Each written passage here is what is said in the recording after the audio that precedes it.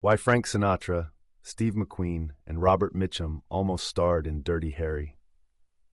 When we think of iconic films, Dirty Harry often springs to mind, not just for its gritty portrayal of crime and justice, but also for the unforgettable performance of Clint Eastwood as Inspector Harry Callahan. However, the path to casting this legendary role was fraught with interesting twists and turns that reveal much about the film industry in the early 1970s. The original casting choices for Dirty Harry provide a fascinating glimpse into how the film might have diverged from the classic we know today. Initially, the role of Harry Callahan was envisioned for a different actor altogether. Before Eastwood was brought on board, the filmmakers considered several prominent names, including Frank Sinatra. Yes, the same man whose smooth voice and charm captivated audiences in the 1960s. Sinatra was a huge star at the time, and the idea of him playing a tough, no-nonsense cop was intriguing. However, the project faced a significant hurdle when Sinatra's commitment to the film The Detective conflicted with the shooting schedule for Dirty Harry. Ultimately, the scheduling issues led to Sinatra stepping away from the role, which opened the door for other actors. In addition to Sinatra, another name that emerged in discussions was Steve McQueen. McQueen was the quintessential anti-hero of the era, known for his rugged good looks and brooding charisma. The producers saw him as a potential fit for the role, given his ability to embody a tough, rebellious spirit.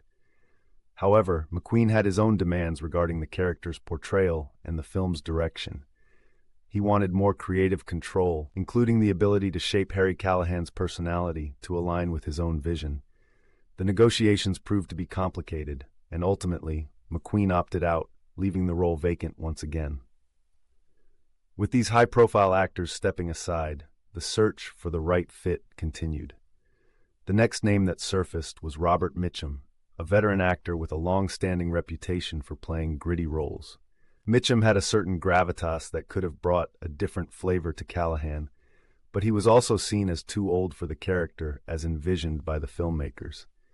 The role required a young, dynamic presence, someone who could embody the raw energy and intensity of the streets of San Francisco. Mitchum's age and established persona meant he would have been a mismatch for the film's tone. As the casting process evolved, the filmmakers began to look at a broader range of actors, including those who were not yet household names. They considered actors like Burt Lancaster and even the young Al Pacino, who was just beginning to make a name for himself in Hollywood. However, none of these options seemed to fit the bill. It was during this tumultuous search that Clint Eastwood entered the picture. Eastwood, who had already gained fame from his role in the Dollars trilogy and the television series Rawhide, was seen as a fresh choice. His rugged demeanor and ability to convey a sense of moral ambiguity made him an ideal candidate for the role of Harry Callahan. When Eastwood finally stepped into the shoes of Dirty Harry, it was as if the character had been waiting for him all along. His performance was electric, combining a tough exterior with a complex inner turmoil that resonated with audiences. The film became a cultural touchstone, and Eastwood's portrayal of the unyielding cop solidified his status as a Hollywood icon. Looking back, it's fascinating to consider how different Dirty Harry might have been had Sinatra, McQueen, or Mitchum taken on the role.